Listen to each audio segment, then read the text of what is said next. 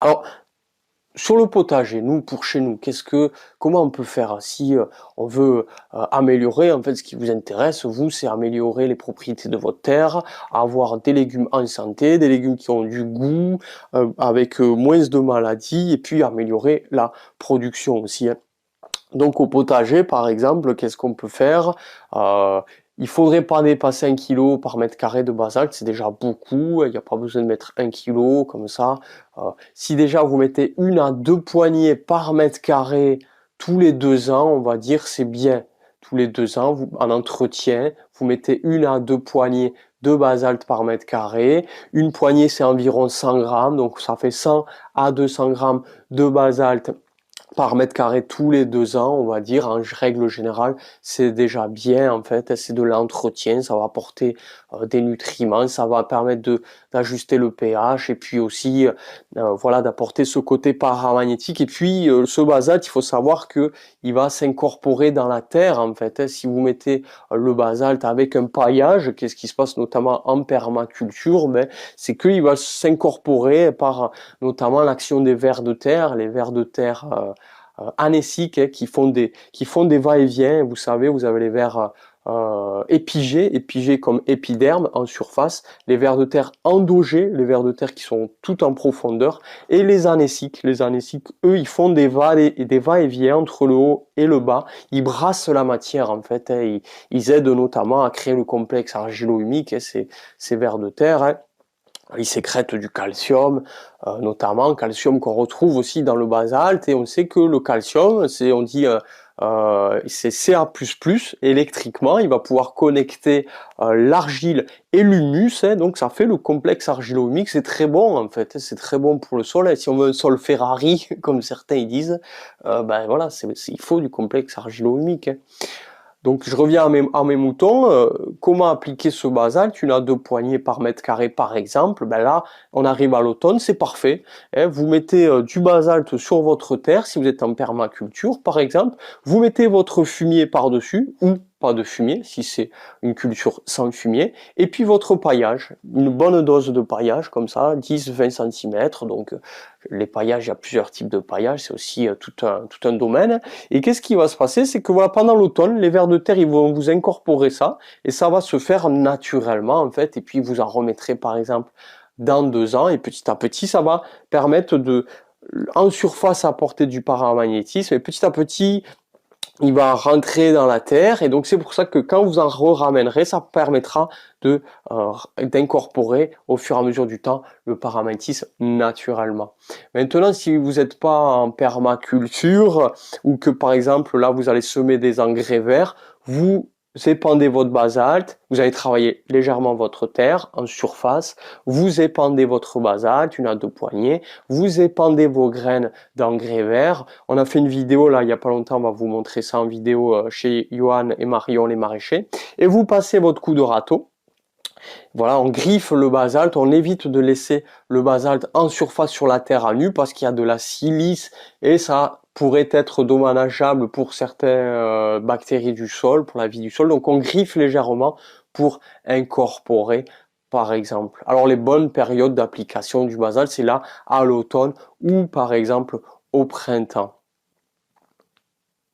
C'est bien sûr des exemples non exhaustifs, hein, il y aurait d'autres manières d'appliquer, c'est pour vous donner des idées en fait, hein. On peut aussi tout à fait, une fois qu'on a mis ce basalte, qu'on sème les engrais verts, hein, par exemple, utiliser des extraits fermentés de luzerne, de consoude, d'ortie, hein, pour encore plus favoriser la vie, la microbiologie du sol. Alors en grande culture, il y a des protocoles qui existent, des protocoles qui ont été mis en place. Alors la grande culture, forcément, c'est mieux si on se dirige vers des systèmes de semi-direct sous couvert, hein, comme on peut le voir de plus en plus chez certains agriculteurs. Donc, ils font des cultures intercalaires avec des associations de plantes, de végétaux ils vont arrêter de retourner la terre, en fait, hein. Ils vont, entre les cultures qu'ils utilisent pour consommer, ils vont planter des associations végétales, et ces associations, je vais y arriver, végétales vont en fait permettre de travailler le sol, de l'enrichir en azote, d'éviter que la potasse se lessive, etc., etc. Et ensuite, ils vont semer dans cet engrais vert qui aura été couché par un rouleau Faca, par exemple, qui aura été couché et laissé sur place. Et dans cet engrais vert, ils vont y semer la culture. Voilà, je vous conseille la chaîne YouTube que vous connaissez certainement, Vers de Terre Production, où il y a du très bon contenu, voilà, sur ceci, sur les engrais verts. Alors, je reviens à nos moutons sur l'application du basalte pour les grandes cultures. Ben là, effectivement, c'est plus grands espaces, donc pour apporter la matière, ça peut parfois être plus compliqué. Ici, l'objectif, ça sera de pair avec des analyses de sol, avec des analyses de sol où on va regarder à combien vous êtes. Souvent, voilà, un champ en pétrochimie ou un champ qui fait une transition, il est en dessous de 100, voire à 100.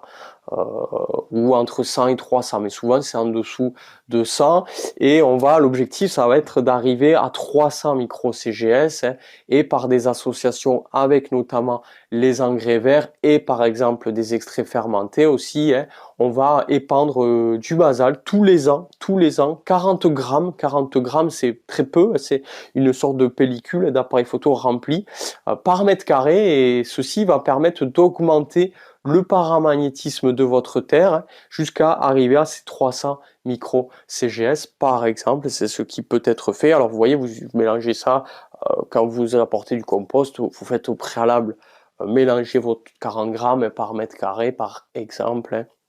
Alors il faudrait plus de temps pour détailler ces protocoles plus en détail, mais pour être dans les grandes lignes, voilà, c'est ça qui peut être appliqué, mais rien n'empêche de mettre plus. On peut mettre plus, on peut aller au-delà de 300 micro-CGS, mais pour commencer, ça c'est voilà, c'est bien.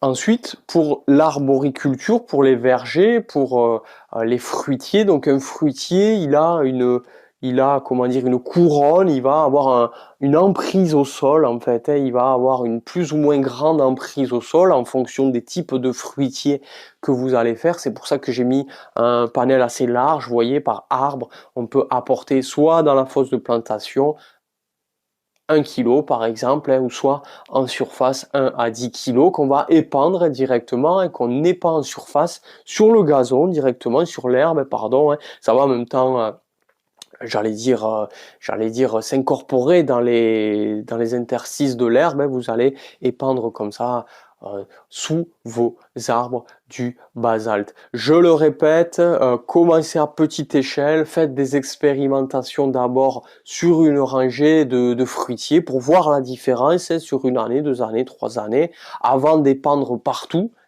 Maintenant, voilà, vous avez les effets positifs du basalte qui vous sont exposés.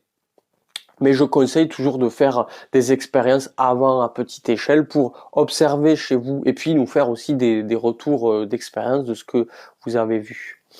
Là, on a d'autres techniques, c'est plutôt pour les particuliers, c'est sur, vous voyez, des cerisiers où on peut faire des sortes d'anneaux de basalte, des anneaux de basalte plus ou moins grands, avec le fameux basalte paramagnétique, le plus paramagnétique possible, là, ça serait intéressant, où on va faire une sorte d'anneau magnétique autour du tronc de l'arbre pour comme le renforcer. C'est ce qu'on se rend compte, ça va le renforcer, ça va sur le gazon, sur l'herbe directement, et puis petit à petit ça va s'incorporer, ça va lui permettre de mieux résister aux aléas, de mieux se développer. Alors après, il y a d'autres techniques un peu plus entre guillemets techniques où on va utiliser des techniques où on va utiliser des baguettes de sourcier. On peut demander à l'arbre, c'est des choses qu'on fait, c'est pas très connu mais ça se fait. On va demander à l'arbre avec les baguettes s'il veut un ou plusieurs anneaux de basalte comme ceci pour lui mettre autour de lui en fait. Et on peut même aller jusqu'à demander l'épaisseur de l'anneau, plus ou moins gros, la distance entre les anneaux, etc. pour l'aider, pour le renforcer. Maintenant, c'est des techniques un peu plus atypiques, on va dire. Il faut faire des baguettes, mais voilà, ça existe en fait. Sur la viticulture, on utilise aussi du basalte en viticulture. Vous avez Cédric, je dis pas son nom parce que je sais pas si voilà, il veut rester voilà, s'il veut être, s'il veut pas que je dise son nom, donc par précaution, je vais dire Cédric, voilà, qui avait témoigné sur ma chaîne, et c'est un viticulteur, qu'il avait utilisé donc du basalte, et il avait eu des conseils aussi d'une chambre d'agriculture. Il y avait une chambre d'agriculture qui lui avait dit que certains utilisaient le basalte à dose dégressive pendant 5 ans, de 1 à 1,5 tonnes par hectare, jusqu'à 500 kilos par hectare. Donc, ils mettaient du basalte, une tonne 5, ça fait 100 à 150 grammes par mètre carré. C'est ça, 100 à 500 grammes par mètre carré, vous voyez, donc une poignée, c'est 100 grammes, hein, on rejoint un peu ce que je disais, et 500 kilos hectares, donc là on est sur du 50 grammes par mètre carré. Lui, il avait épandu 400 kilos par hectare, donc c'est-à-dire que il avait du 40 grammes par mètre carré environ. On rejoint les protocoles en grande culture qu'avait annoncé par exemple Éric Petiot. Et qu'est-ce qu'il nous dit? C'est ça qui est intéressant. Hein. Qu'est-ce qu'il nous dit? C'est qu'après avoir épandu son basalte, il est arrivé sur une production de raisin. Au bout de l'année suivante, il met du basalte, et l'année suivante, au lieu d'avoir 6 à 7 000 kilos de raisin sur une parcelle qui était en difficulté, donc il cherchait des solutions, il a eu 11 000 kilos de raisin en rajoutant du basalte. Donc en fait, il a gagné plusieurs tonnes de raisin sur sa parcelle, hein, grâce à l'utilisation du basalte. Après, il disait, attention en viticulture, que ça servait d'après lui à rien d'en mettre trop, parce qu'il y avait un antagonisme potassium-magnésium. En fait, c'est que il y a du magnésium dans le basalte, et plus on en met, comment dire, ça peut bloquer la captation du potassium, ou inversement. Et donc il y avait quelque chose comme ça à faire attention. C'est pour ça qu'il disait de ne pas en mettre trop dans la vigne. Voilà, 11 000 kilos de raisin contre 6 à 7 000 les années précédentes. Ici, c'était quelques exemples d'utilisation du basalte pour chez vous, donc pour améliorer les qualités, mais il y a d'autres utilisations aussi.